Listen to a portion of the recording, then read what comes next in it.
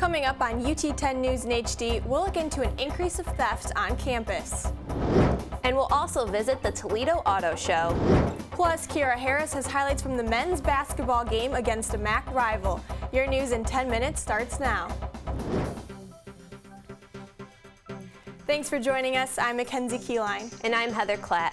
Breaking news developed over the night in the recent resignation of UT cross-country coach Kevin Hadsell. That's right. Hadsell resigned last month, saying that he violated university rules and that he had to be held accountable to the same standards as his runners. At the time, athletic department officials said no NCAA rules had been broken. However, Deadspin.com released overnight an in-depth article that says Hadsell had sexual relationships with several runners during his 14 years as coach. The article, which lists several current and former female cross-country runners as sources, says that Hadsell repeatedly crossed professional boundaries in dealing with his athletes. We've contacted the UT Athletic Department for comment and will bring you updates as the story continues to develop. In other news, theft continues to be a problem on main campus. Reporter Marlon McMichael has been looking into this issue. Marlon, how worried should we be? Well, Heather and Mackenzie, we should be very worried. This issue is a real problem on campus and students are being targeted. Items that are being stolen include laptops, books, iPads, and cell phones. The main areas on campus that are targeted by thieves are student dorms, UT parking lots, and the rec center, which has already reported 4 cases this semester. Theft is a reality here at the rec center, and we try to keep people out who are not students, who don't really have access, should not have access to the rec center. The UT crime log shows in January 2012, 6 cases of theft occurred. This year, that number is almost 4 times larger, with 23. Live from your UT 10 newsroom, I'm Marlon McMichael. Thanks, Marlon. The Greater Toledo Auto Show rolled into the Seagate Convention Center over the weekend.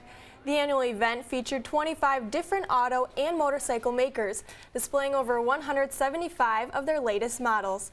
The top cars showcased included Chevy's 60th anniversary Corvette, the 2013 Honda Accord, and Ford's 2014 Fiesta. Bringing the auto show to Toledo has many benefits. It supports your local auto industry and all your dealers, and it all comes around, so it's a really good, big economic impact. The auto show will be back in Toledo again next year. Parking lot closures for athletic events on main campus have students upset. Reporter Stephanie Spencer looked into the policy.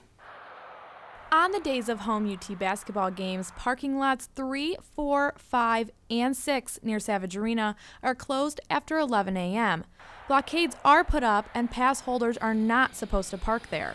Exceptions to that are done because of programming that may be occurring in the health education building. Commuters are not happy and think that the closures are unfair. It's hard enough to find a parking spot as it is, and then when the parking lots are blocked off, it makes it even harder. Even though these lots are closed on game days, students can still park in the east and west garages, the rec center lot, or by the tennis courts. For UT 10 News, I'm Stephanie Spencer. The theater and film department is taking real life to the stage. The play Three Sisters explains the development of human nature through everyday situations. The dark comedy was written by Anton Chekhov and examines the crumbling of the upper class in search for enlightenment. Despite its 19th century influence, students can still find familiar themes. I think college kids can relate to it because we've all had a dream to we still have a dream to be something bigger than ourselves, and that's kind of what this play is about. The play opens on February 22nd and runs for 2 weeks. Tickets can be purchased online or at the Center for Performing Arts box office. UT brought in the Year of the Snake over the weekend. The Confucius Institute celebrated the Chinese New Year with several events. The first event took place last Wednesday and was called Chinese Experience Day. On Friday, students could go to the Weiwei restaurant and try authentic dishes at the Taste of China. The celebration ended on Sunday with a musical performance at the Spring Festival Gala. This is the first time the Institute has celebrated the Chinese Spring Festival and plans to bring the event back to UT next year. Over 60 8th graders came to UT on Thursday to explore their futures. Reporter Amara Smith looks into their options. Toledo Public Schools took over the Student Union Auditorium with their first annual TPS Fest. 8 local high schools set up displays and had representatives to answer questions from students and parents. The idea for this event came from 14 high school students who felt it was important for incoming freshmen to be more informed about schools in the area. We want to make sure that our current 8th graders and 8th graders in other schools have a smooth transition to high school. One student thought this event was beneficial for her decision. The thing I liked the most was how the students were here to talk about their school, so they can tell us about their experiences. Toledo Public Schools plan on having the event at UT again next year. I'm Amara Smith for UT 10 News. Toledo recruitment remains at the top of the MAC. Reporter Evan Madden was at National Signing Day looking into the season's future Rocket team. For the 4th year in a row, UT's football recruiting class is ranked in the top 2 in the MAC. Toledo added 29 players to the roster. 19 are ranked as 3- or 4-star recruits. It's a new competition again this year with guys that we really feel that are extremely talented football players and that could all win in this conference for us. 16 recruits are from Ohio, most within a 4-hour radius of campus known as Rocket Nation.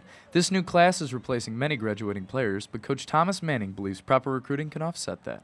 We've tried to do a good job of kind of layering that each year, so we're kind of ready for, gaining experience and ready for the year to come. With last year's winning record in the MAC's top recruiting class, there appears to be nothing but good news ahead for the Rockets. From UT 10 News, I'm Evan Madden.